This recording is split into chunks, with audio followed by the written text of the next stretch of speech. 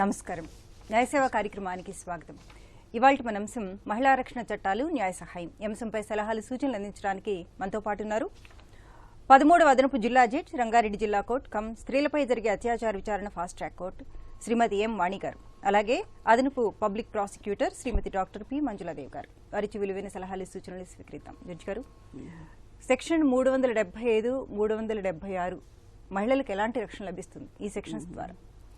ముందుగా చెప్పినట్లు IPC BNS 2323తో ఈ రీప్లేస్ చేయడం జరిగింది.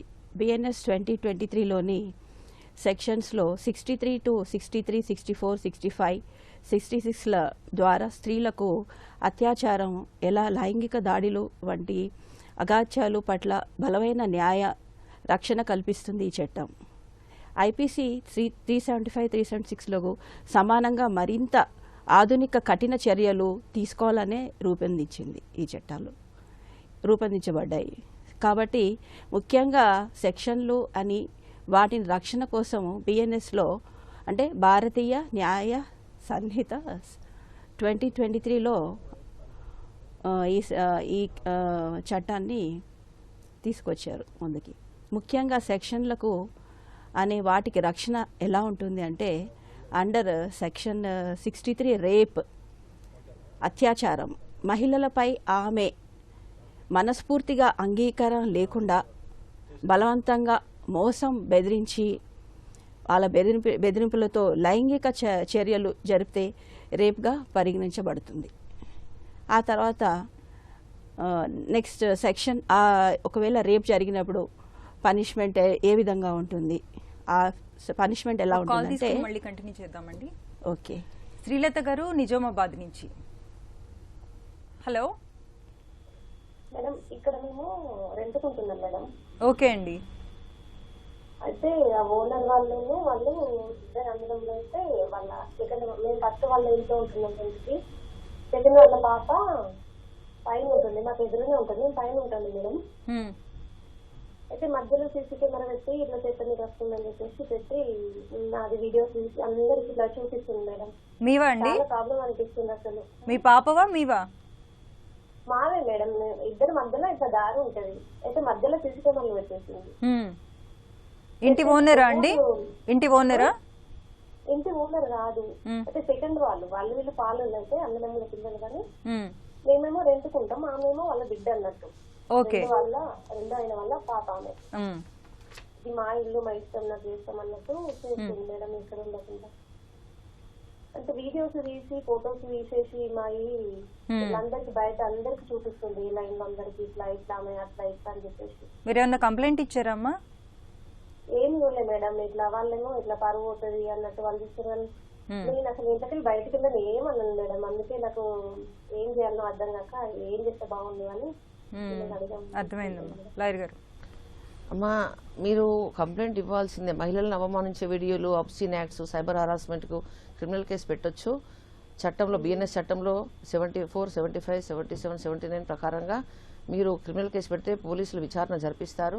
పోలీసు వాళ్ళు దానికి సంబంధించిన వీడియోస్ అన్ని సేకరిస్తారు, మీకు తగిన న్యాయం చేస్తారు, కోర్టులో కేసు కూడా ఫైల్ చేస్తారండి. పోలీసులకి కంప్లైంట్ ఇవ్వచ్చు అంటారండి? ఇవ్వచ్చు. ఓకే, ఇస్తేనే యాక్షన్ అవుతుంది. దాంట్లో చిన్న చిన్న చెప్తాను కదా, దాని గురించి ఎందుకు ఇట్లా పెద్దగా అన్నట్టు చేస్తున్నా వదిలేయాలి కదా మేడం. కెమెరా పెట్టేసరికి నాకు ఇంకేమన్నా నా ఫోటో తీసి ఇంకేమన్నా ఏమన్నా నాకు భయం అనిపిస్తుంది మేడం. అట్లా ఆమె లేడీని కానీ ఆమె ఎందుకు అట్లా చేస్తుందో అట్లా భయం. మీరు పోలీసులకి ఇచ్చినప్పుడు వాళ్ళు తగిన చర్య తీసుకుంటారు. వాళ్ళు తగినంగా వాళ్ళని పిలిపించి వాళ్ళని ఎంక్వైరీ చేసి ఏం న్యాయం చేయాలో వాళ్ళు ఆలోచించి చేస్తారు. చెప్పండి మేడం, సెక్షన్ ఏమో అన్నారు. 74, 75, 77, 79 బిఎన్ఎస్ భారతీయ న్యాయ సంహిత 2023. జడ్జి గారు, మనం ఇంతకు ముందు మాట్లాడుతున్నాము. అయితే సెక్షన్ 63 రేప్, అత్యాచారం, మహిళలపై ఆమె మనస్ఫూర్తిగా అంగీకారం లేకుండా బలవంతంగా మోసంతో బెదిరింపులతో లైంగిక చర్యలు జరిపితే రేప్గా పరిగణించబడుతుందండి ఈ సెక్షన్ ప్రకారం. అయితే ఈ విధంగా జరిగినప్పుడు సెక్షన్ 64 పనిష్మెంట్ ఫర్ రేప్ అంటే అత్యాచారానికి శిక్ష. అలా ఆ శిక్ష ఎలా వేయాలంటే రేప్ చేసిన వారికి కనీసం 10 సంవత్సరాల నుండి జీవిత ఖైదు లేదా మరణదండన విధించబడుతుంది. అయితే అలాగే స్పెషల్ అగ్రివేటెడ్ కేసెస్ అని ఉంటాయి. వాటికి కూడా చాలా మరింతగా బలంగా అలా అగ్రివేటెడ్ కేసెస్లో జైలు శిక్ష మరింతగా ఇవ్వాల్సి ఉంటుంది. అదే కేసెస్ బట్టి సడన్ కేసెస్ బట్టి నిర్ధారణ జరుగుతుంది. సాక్ష్యాధారాల ప్రకారము, విక్టిమ్ చెప్పే ఎవిడెన్స్ ప్రకారము అలా చేయవచ్చు, శిక్షలు ఇవ్వబడుతుంది. ఓకే. మానభంగం జరిపి హత్య చేసినప్పుడు ఎలాంటి శిక్ష పడుతుంది? హత్య చేసింది అది వేరేగా వస్తుంది. మర్డర్ కింద తీసుకోవచ్చు అండి. దాంట్లో అగ్రవేటెడ్ ఫామ్ కింద చేసినందుకు వారికి రేరెస్ట్ కింద డెత్ పెనాల్టీ కూడా ఇవ్వడానికి అవకాశం ఉంది. ఈ కొత్త చట్టంలో బిఎన్ఎస్ లో డెత్ పెనాల్టీ అనేది ఇచ్చారు. మైనర్స్ కైనా జరిగినప్పుడు పోక్సో యాక్ట్ తో పాటుగా ఐపీసీలో కూడా వాళ్ళకి పనిష్మెంట్ ఉంది. ఆ నేరాలు చేసి పాల్పడిన వాళ్ళకి డెత్ పెనాల్టీ ఇవ్వచ్చు రేరెస్ట్ రేర్ కేసు కింద తీసుకొని. బిఎన్ఎస్ఎస్ లో డెత్ పెనాల్టీ ఇచ్చారు, కొత్తగా వచ్చారు. అది మరింత కఠినంగా ఉంటుంది అన్నమాట శిక్ష. ఓకే. అలాగే ఇంతకు ముందు కాలర్ మనకి చెప్తున్నారు కదా, ఆవిడ మహిళలు కదండి, బయటికి వెళ్ళి మేము ఎలా కంప్లైంట్ ఇస్తాము, అందరికీ తెలుస్తుంది కదా అన్న భయం ఉంటుంది. సో అలాంటప్పుడు పోలీస్ వాళ్ళు వీళ్ళకి ఎలాంటి రక్షణ కల్పిస్తారు? గోప్యతగా ఉంచుతారా? అసలు ఎలా ట్రీట్ చేస్తారు? పోలీస్ వాళ్ళు చాలా బాగా ట్రీట్ చేస్తారండి. ఇప్పుడు చాలా సెల్స్ కూడా వచ్చినాయి, women cells, women safety wing, women cells, ఇంకా సఖీ భరోసా వాళ్ళు కూడా హెల్ప్ చేస్తున్నారు ఇలాంటి వాటిలో గోప్యత. ఇప్పుడు పోలీస్ స్టేషన్ కాకుండా సఖీకి కూడా వెళ్ళొచ్చండి. ఇప్పుడు ఈ బిఎన్ఎస్ లో ఆన్లైన్ కూడా ఇవ్వచ్చండి. బిఎన్ఎస్ లో ఆన్లైన్ కంప్లైంట్ కూడా ఇవ్వచ్చు. Okay. 0 FR nearest police station కూడా ఇస్తే జ్యూరిడిక్షన్ లేదు అనడానికి లేదు. అంటే దీనికి సంబంధించి ఏమైనా టోల్ ఫ్రీ నంబర్ ఉందంటారా? 1091 112. ఓకే, ఇవ్వచ్చండి. 112 1091. జనరల్ గా ఏంటంటే ఆడవాళ్ళు పోలీస్ స్టేషన్ వెళ్ళి కంప్లైంట్ ఇవ్వడానికి వెనుకంజ వేస్తూ ఉంటారు. సఖీ సెంటర్స్ అంటే కొంచెం ఫ్రెండ్లీ అట్మాస్ఫియర్ ఉంటుంది కాబట్టి అక్కడికి వెళ్ళి ఎలా కంప్లైంట్ ఇవ్వాలంటారు? సఖీ భరోసా జరిగిన ఇన్ఫర్మేషన్ చెప్తే వాళ్ళు నోట్ చేసుకుని రికార్డ్ చేసుకుని వీళ్ళ స్టేట్మెంట్స్ వాళ్ళు దాని ప్రకారంగా ప్రొసీడ్ అవుతారు. నేమ్స్ కూడా గోప్యతగా ఉంచుతారండి. నేమ్స్ బయటకు రానియకుండా వాళ్ళు సీక్రెట్ ఎంక్వైరీ చేసుకుంటారు. పోలీస్కి కూడా వాళ్ళు చెప్తారు, కోఆర్డినేషన్ చేసుకుంటారు, వాళ్ళు చేస్తారు. భరోసా వాళ్ళు, సఖీ వాళ్ళు. మరి ఇప్పుడు ఆన్లైన్ కూడా ఫ్రీ టోల్ ఫ్రీ నెంబర్స్ 1091 112 కూడా ఇవ్వచ్చు. ఓకే. సఖీ సెంటర్స్ కి వీళ్ళే వెళ్ళాలంటారా, లేకపోతే సఖీ సెంటర్స్ నుంచి ఎవరైనా వచ్చి వీళ్ళకి హెల్ప్ చేస్తారా? వాళ్ళు సహకారం అలాంటి సహకారం కూడా అందిస్తున్నారండి. నేను ఫోన్ చేసి ఇన్ఫర్మేషన్ ఇస్తే వాళ్ళు వచ్చి, మహిళా సంఘాలు కూడా కొన్ని ముందుకు వచ్చి చేస్తున్నాయి. మహిళా కమిషన్ కూడా వీళ్ళు కంప్లైంట్ పెట్టవచ్చండి, ఆన్లైన్ కంప్లైంట్. ఓకే. జడ్జి గారు, అలానే విడాకుల కేసు నడుస్తున్నప్పుడు భర్త భార్య అనుమతి లేకుండా కలిసినప్పుడు ఎలాంటి శిక్షలు ఉంటాయి? ఎలాంటి శిక్షలు అంటే, ఇప్పుడు పెళ్ళైన తర్వాత ఒకవేళ డైవర్స్ డిగ్రీ అని ఉంటుంది ఫ్యామిలీ కోర్ట్ నుంచి. అలా డిగ్రీ ఆబ్టైన్ చేసిన తర్వాత మళ్ళీ భార్య అనుమతి లేకుండా మళ్ళీ అతను ఆమెతో కలిస్తే కనుక అది నేరంగా పరిగణిస్తాము. అది ఎప్పుడు మానభంగం కేసు కింద వస్తుందంటారా? అంటే ఇది సేమ్ ఇలాగే కింద వస్తుంది. ఓకే. అలాంటప్పుడు ఎలాంటి శిక్ష ఉంటుందండి? ఉంటుంది మాక్సిమం. లాయర్ గారు మీరే చెప్పాలి, ఎలాంటి శిక్షలు ఉంటాయి అలాంటప్పుడు? సివియర్ పనిష్మెంట్ సివియర్ గా ఉంటాయి. ఇప్పుడు life up to life 20 years, దాన్ని బట్టి మానభంగం 63, 64 కింద అప్ టు లైఫ్ ఇస్తున్నారు. మైనర్స్ అయితే డెత్ పెనాల్టీ కూడా ఇంపోజ్ చేయడానికి అవకాశం ఉంది. అప్ టు 2 years 7 years వరకు జైలు శిక్ష ఉంటుందండి, విధించబడుతుంది. ఒక 4 గోడల మధ్య జరిగే విషయం కాబట్టి ఇప్పుడు భార్య కంప్లైంట్ ఇస్తే సరిపోతుంది, కానీ రుజువులు సాక్ష్యాలు ఏమైనా అడుగుతారండి వాటికి? భార్య అంటే ఇప్పుడు కోర్టుకు వచ్చినప్పుడు ఇప్పుడు 4 walls లో జరుగుతుంది కాబట్టి తన ఇచ్చిన కంప్లైంటే తను చెప్పే సాక్ష్యం బట్టే శిక్ష పడుతుంది. బికాస్ అందరూ ఉండరు కాబట్టి 4 walls లో జరుగుతుంది కాబట్టి తనే మెయిన్ విట్నెస్, తనకే అన్యాయం జరిగింది కాబట్టి తను ఎవరికి చెప్పుకోలేదు కాబట్టి తన చెప్పిందే మేము ఫైనల్ గా తీసుకొని వాటిపైన మళ్ళీ మెడికల్ ఎవిడెన్స్ చూస్తాము. ఇంకోటి ఏంటంటే మెడికల్ ఎవిడెన్స్ అప్పుడు ఇప్పుడు రేప్ జరిగింది అన్నప్పుడు చాలా జాగ్రత్త, తన దుస్తులు గాని తన వస్తువులు గాని ఏవి తను టచ్ చేయకుండా జాగ్రత్తగా పోలీసు వాళ్ళకి హ్యాండ్ ఓవర్ చేసేసి వీటిపైన కూడా FSL పంపిస్తారు. పంపించినప్పుడు వాటిపైన కూడా చూసి స్టేట్మెంట్స్ కోరబరేట్ అవుతే అమ్మాయి చెప్పింది మళ్ళీ 164 స్టేట్మెంట్ జడ్జి గారు కూడా మ్యాజిస్ట్రేట్ గారు రికార్డ్ చేస్తారు. ఆ తర్వాత నెక్స్ట్ ఇవన్నీ జరిగిన తర్వాత ఆమె చెప్పిన సాక్ష్యం చూసుకొని మెడికల్ ఎవిడెన్స్ చూసుకొని ప్రతిదీ అన్నీ చూసుకొని మేము తనకి శిక్ష వేయడం జరుగుతుంది. అలాగే ఇన్ కెమెరా ప్రొసీడింగ్స్ అని చేస్తాము మేడము నేను ప్రొసీడింగ్స్. అయితే అప్పుడు ఓన్లీ అక్యూజ్డ్ కౌన్సిల్ ఉంటారు, జడ్జి గారు ఉంటారు, మేడం ఉంటారు, పీపీ గారు ఉంటారు, మరి విక్టిమ్ ఉంటారు. ఆ మధ్యలోనే మేము చేస్తాం. తెలియకుండా అంటే ఆమె చాలా చెప్పాలనుకుంటే ఫ్రీగా చెప్పడానికి అనుకూలంగా ఏం జరిగిందో చెప్పడానికి ఉంటారు, తను ఒక్కరు ఉంటారు, అంటే మేము ఉంటాం అంతే. అలా జరుగుతుంది ప్రొసీడింగ్స్. ఈ అఫెన్సెస్ లో వల్నరబుల్ విట్నెసెస్ కి సపరేట్ రూమ్ ఉందండి, అలా కూడా చేయొచ్చు.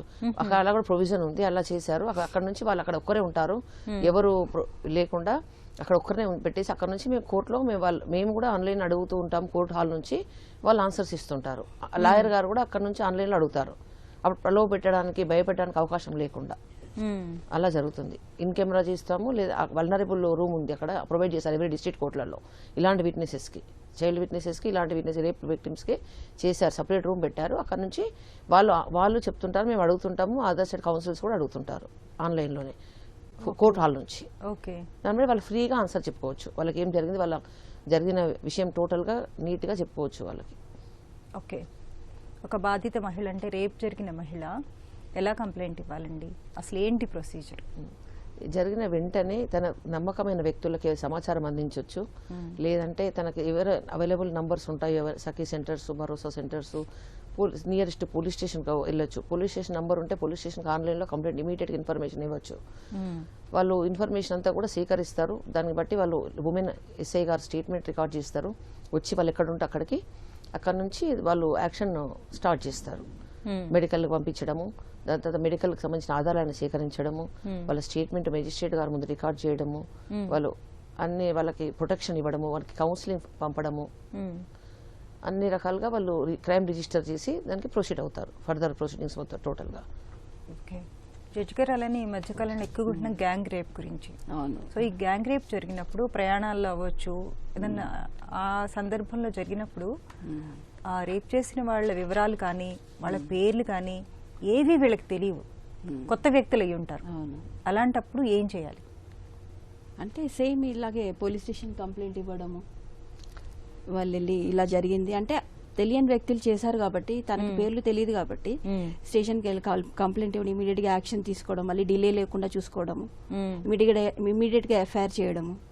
అలా ఒకవేళ గ్యాంగ్ రేప్ జరిగినా కూడా తనకి ఈచ్ పర్సన్ కి శిక్ష పడుతుంది, లైఫ్ వరకు ఉంటుంది అది. ఓకే, ఇలాంటి వాటిలో 0 ఎఫ్ఐఆర్ చేయొచ్చు అంటారా? చేయొచ్చు. ఈవెన్ తన ఫోన్ ఉంటే నమ్మకమైన వాళ్ళకి మెసేజ్ పెట్టొచ్చు, పోలీసు ఏదైనా చూసుకొని ఆన్లైన్ లో వాళ్ళకి ఇన్ఫర్మేషన్ ఇవ్వచ్చు. ఈ విధంగా వాళ్ళు ఇమీడియట్ వెళ్ళడానికి అవకాశం లేదు కాబట్టి వాళ్ళకి ఈ విధంగా ఆన్లైన్ పెట్టారు. బిఎన్ఎస్ లో, భారతీయ న్యాయ సమితిలో కొత్తగా చేర్చారు. ఇది ఏంటంటే ఆన్లైన్ కూడా ఇవ్వచ్చు, 0 ఎఫ్ఐఆర్ చేయొచ్చు. అది జ్యూరిడిక్షన్ అనడానికి లేదు. సుప్రీంకోర్టు కంటెంప్ట్ కింద కూడా చేసింది ఒక కేసులో, ఏంటంటే ఆన్లైన్ చేయము అంటే చేయాలి. ఓకే, అలాగే జడ్జి గారు భయపెట్టి ఏదో ప్రలోభాలకి గురి చేసి బలవంతంగా రేప్ చేసినప్పుడు ఏంటి? బలవంతంగా అంటే తనకి ఇష్టం లేకుండా విరుద్ధంగా అలా బ్లాక్మెయిల్ చేసి మోసం చేసి ఫాల్స్ ప్రామిసెస్ అని, ఫాల్స్ మ్యారేజెస్ అని, పెళ్లి కాకుండానే వాళ్ళు పెళ్లి చేసుకుంటామని మోసం చేసేసి పెళ్లి చేసుకుంటామని చెప్పేసి ఆ విధంగా చేసినప్పుడు కూడా శిక్షలు పడే అవకాశం ఉంటుంది. ఎందుకంటే తనకి అగ్నెస్ట్ విల్ కాబట్టి, తనకి ఇంట్రెస్ట్, తన కన్సర్న్ లేకుండా అతను అత్యాచారం చేస్తాడు కాబట్టి అలా ఇలా ఈ మధ్య కేసెస్ లో మాకు చాలా ఇవే వస్తున్నాయి. లివింగ్ రిలేషన్షిప్స్ అని, అమ్మాయిలు నమ్మడం అబ్బాయిలని, అలా కొద్ది కాలాల పాటు జరిగిపోతున్నాయి అనమాట మొత్తం. అలా జరిగిన తర్వాత వీళ్ళు ఏం చేస్తున్నారంటే వాళ్ళని నమ్మేసి ఒక్కొక్కసారి అబార్షన్స్ చేయించుకోవడము, ప్రెగ్నెంట్ అవ్వడము. అబ్బాయిలు కూడా ఏం చేస్తున్నారంటే టాబ్లెట్స్ వేసి తెలియకుండా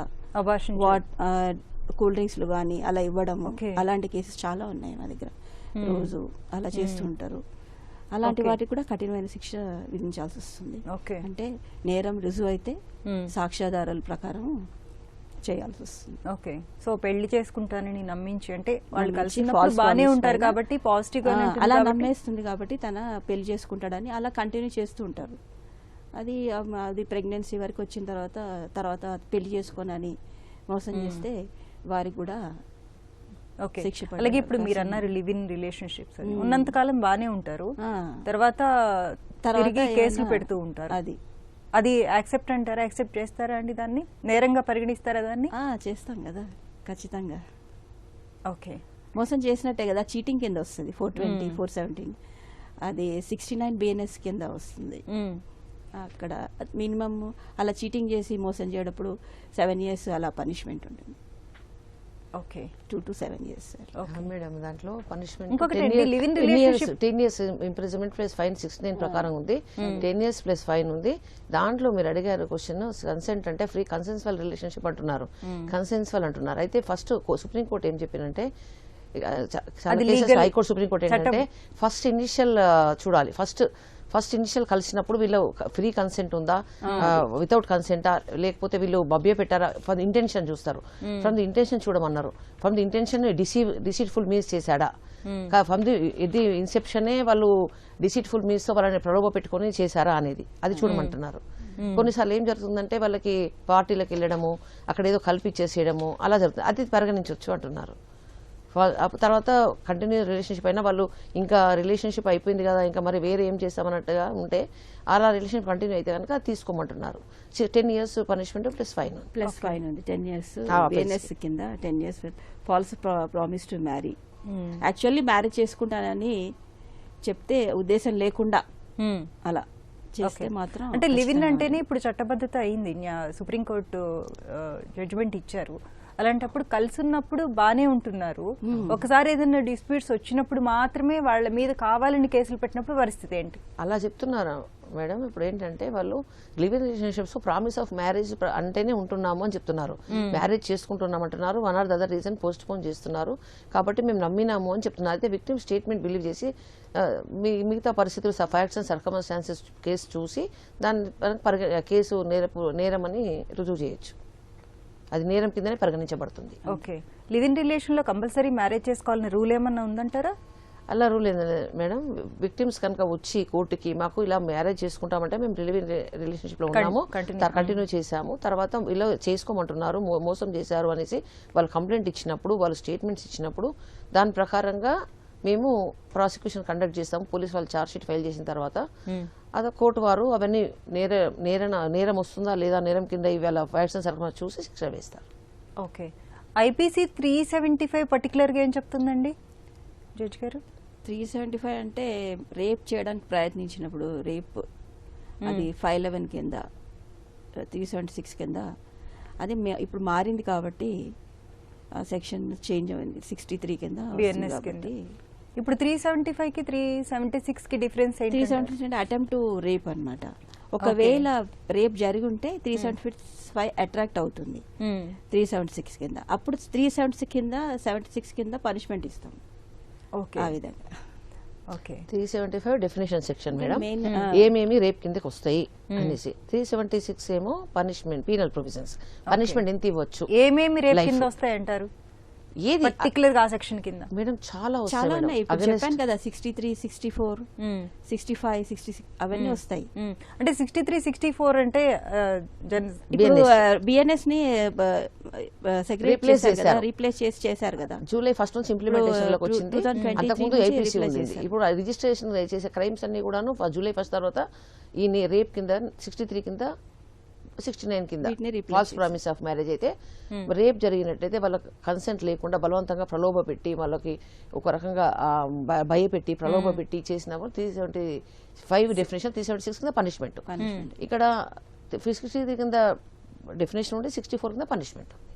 వేరియస్ అథారిటీస్ కానీ చేసిన వాళ్ళ అథారిటీస్ చేసిన డిఫరెంట్ సెక్షన్, గ్యాంగ్ రేప్స్ అన్ని డిఫరెంట్ చేసినారు, ఏబీసీ కింద క్లాసిఫై చేసినారు. ఓకే, అలాగే లాయర్ గారు ఇప్పుడు మైనర్లు ఉంటారు, మైనర్లకి దీనికి దీని కిందే వస్తారా మహిళా రక్షణ చట్టాలు? మహిళకి పోక్సో ఉంది, దాంతో పాటు ఇందులో కూడా ఉంది మేడం. ఇందులో కూడా ప్రొవిజన్స్ ఇచ్చారు. ఇందులో కూడా డెత్ పెనాల్టీ ఇచ్చారు. యాక్చువల్ గా 18 years అండర్ ఉండి మైనర్స్ 12 years అండర్ ఉంటే డెత్ పెనాల్టీ ఇచ్చారు. గ్యాంగ్ రేప్స్ కానీ అలాంటివి జరిగితే అసలు పోక్సో యాక్ట్ తో పాటు ఈ ప్రొవిజన్స్ కూడా పెట్టాలి. ఓకే, ఈ ప్రొవిజన్స్ కూడా యాడ్ చేయాలి. దాంతో స్ట్రింజెన్స్ పనిష్మెంట్ దొరుకుతాయి.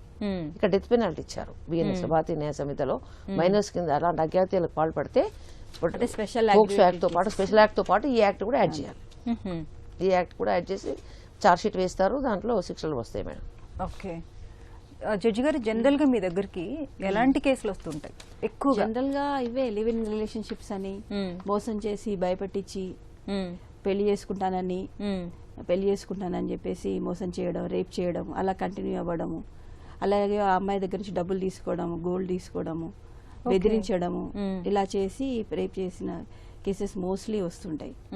జనరల్ గా ఆడవాళ్ళు కోర్టుకి రావాలని కేసెస్ పెట్టరు కదా, వాళ్ళకి ఏదైనా అన్యాయం జరుగుతూనే వస్తారు కదా. ఓకే, అలాంటి సందర్భాల్లో ఎలాంటి శిక్షలు వేశారు మీరు? ఎలా అంటే లైఫ్ వరకు ఇచ్చాను, 20 years ఇచ్చాను. ఓకే. ఓకే, ఈ మధ్య కాలంలో మీరు చూసిన, అంటే ఈ మధ్యకాలం జడ్జిమెంట్ ఇచ్చిన ఇలాంటి కేసు ఏదన్నా ఉందండి? కేసు అంటే రీసెంట్గా ఒకరిది లైఫ్ ఇచ్చానండి. అందులో అమ్మాయిని ఇంట్లో మదర్ ఉంటారు, డాటర్ ఉంటారు. డాటర్ ఉంటే తన ఎవరో డిఫెన్స్ తను ఉన్నారు. అయితే ఆయన ఎవరో ఫ్రెండ్షిప్ వాళ్ళ మదర్కి. అలా వస్తూ పోతుంటే అమ్మాయిని చూసి వాళ్ళ మదర్ లేని సమయంలో అతను ఆ అమ్మాయి పైన దాడి చేశాడు, రేప్ చేసి. ఆ అబ్బాయిని వాళ్ళ తమ్ముడు ఉండగా పక్కన ఆ అబ్బాయిని బెదిరించి పైన రూమ్లోకి తీసుకెళ్లి బెదిరించి చేశాడు. అట్లా రేప్ చేసేసి అమ్మాయిని అలా జరిగాయి. అలాంటి కేసులో మొన్న నేను రీసెంట్గానే లైఫ్ ఇచ్చాను. ఓకే. అలాగే లాయర్ గారు, మహిళలకు, అంటే ఈ బాధిత మహిళలకి, రేప్ కాబడిన మహిళలు, అఘాయిత్యానికి గురైన మహిళలకి ఎలాంటి రక్షణ ఉంది?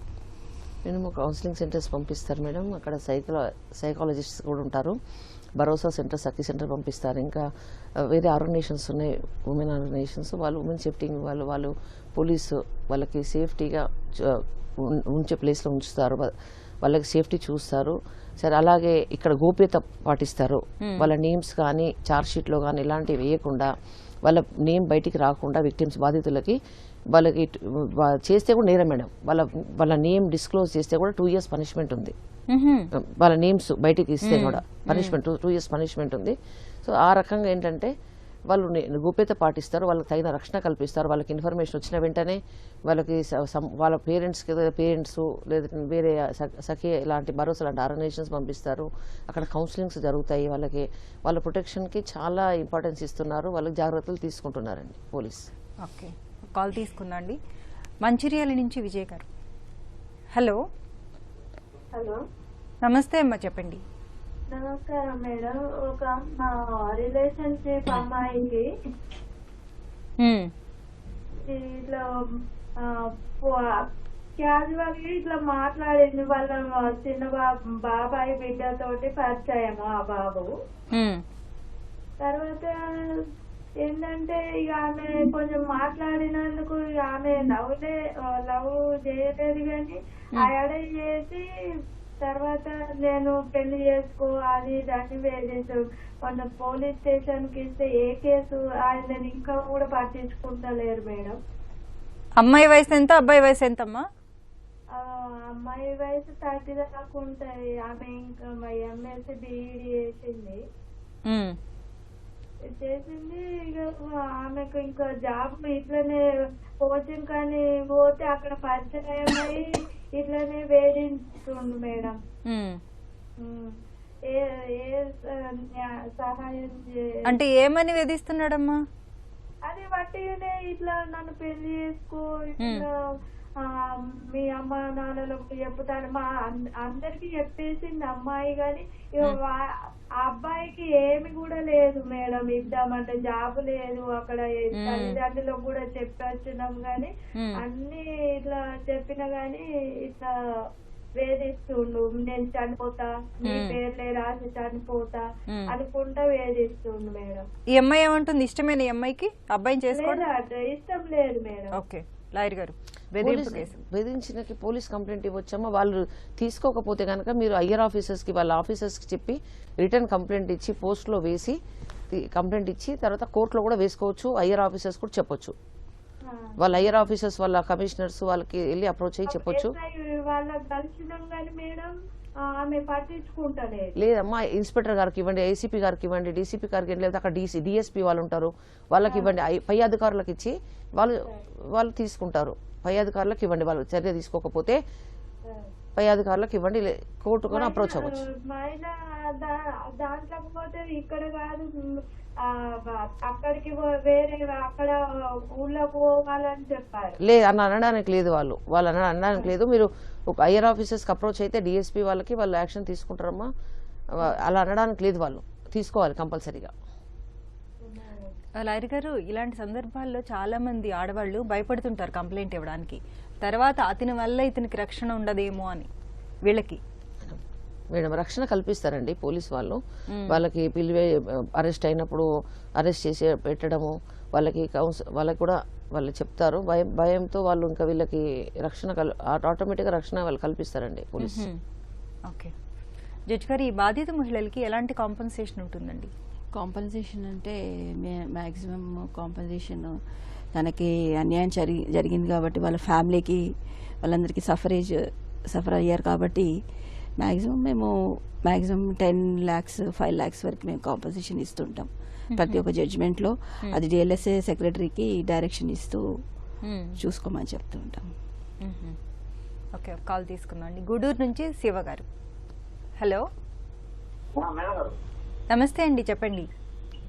ఏం లేదండి, మొన్న ఒక ఆవిడ, అది పెద్ద ఆవిడ 22-23 సంవత్సరాలు ఆమె, ఒక చిన్న పిల్లవాడు వాడు 18-19 ఏళ్ళ అబ్బాయిని మా ఊరు ఇష్టపడి రమ్మంది. అమ్మ వచ్చిన తర్వాత వాళ్ళ బంధువు చూశారని చెప్పి రేపు కేసు పెట్టారండి. దాన్ని ఏం చేయాలని? జడ్జి గారు ఏంటండి వినిపించలేదు. రేప్ కేసు ఎవరు? అబ్బాయి వయసు ఎంత కరెక్ట్ గా? 18 సంవత్సరాలు, అమ్మాయి వయసు 22 సంవత్సరాలు. 20 సంవత్సరాలు ఉండొచ్చండి. కంప్లీట్ అయిందా 18 సంవత్సరాలు అబ్బాయికి? ఆమె 22 పైన. ఆమె అబ్బాయికి ఎంత వయసు? అబ్బాయి 20 సంవత్సరాలండి. రేప్ కేసు పెట్టారా? ఆమె ఇష్టపడి రమ్మంది. వాళ్ళ బంధువు చూశారని నన్ను పట్టుకున్నాడు, చేసేసాడు, కేసు పెట్టి ఏం చేయాలని. అది కోర్టులో విచారణ జరిపిస్తారండి. కోర్టులో ఆధారాలు సేకరించి మీరు తిరిగి ఆవిడే వీళ్ళ మీద కేసు ఆధారాలు సేకరించి మీరు లాయర్ గారిని పెట్టుకుని, మీరు ఒకవేళ లాయర్ గారిని పెట్టుకునే స్తోమత లేకపోతే లీగల్ సర్వీస్ అథారిటీ వాళ్ళు అపాయింట్ చేస్తారు లాయర్ గారిని. సో మీరు లాయర్ గారిని పెట్టుకుని మీరు తగిన విధంగా మీరు డిఫెన్స్ తీసుకోవచ్చు. అంటే మీరు మీ లాయర్ గారిని పెట్టుకుని డిఫెన్స్ తీసుకోవాలి. అది జనరల్ గా ఇలాంటి సందర్భాల్లో ఆడవాళ్ళు చెప్పేదే నమ్ముతారు కదండి. అవును. మరి అలాంటప్పుడు సాక్ష్యం ఎలా, అసలు రుజువులు సాక్ష్యాలు ఎక్కడి నుంచి వస్తాయి ఇలాంటి సందర్భాలు? చెప్పాను కదా ఇంతకుముందే మీకు, ఇంతకుముందు మెడికల్ ఎవిడెన్స్ చూస్తాము, వాళ్ళ క్లోత్స్ అవన్నీ చూస్తాము, స్పర్మ్స్ ఏమన్నా. ఇక్కడ రివర్స్ ఉంది కేసు, అంటే ఇక్కడ రివర్స్ ఉంది. అమ్మాయి అబ్బాయి మీద పెట్టింది. అలాంటి కేసులు అయితే ఇప్పటివరకు ఏమీ రాలేవు మా దగ్గరికి. బట్ తీసుకునేటప్పుడు పరిస్థితులు అవి వాళ్ళు ఎక్కడ ఉన్నారు ఏంటి ఆ టైంలో జరిగిన, ఎప్పుడు ఏ టైంలో పెట్టినారో దానికి సంబంధించి వాళ్ళు ఎక్కడ ఉన్నారు, అక్కడ ఉన్నారా, ఏం జరిగింది, ఆమెని కన్సెంట్ ఇచ్చారు, ఆమెని రమ్మన్నారని చెప్పి వీళ్ళు డిఫెన్స్ తీసుకొని ఆ రకంగా వీళ్ళు నిరూపించుకోవచ్చు మేడం కేసు. Okay okay. అలాగే జడ్జి గారు, ఇప్పుడు బాధిత మహిళలకి గర్భం దాల్చారనుకోండి, వాళ్ళకి పిల్లలు పుట్టినప్పుడు ఆ పిల్లల్ని ఎవరికి అప్పగిస్తారు? పిల్లలు పుట్టినప్పుడు అప్పగించడం అంటే ఇంకా తనతోనే ఉంటారు మాక్సిమం.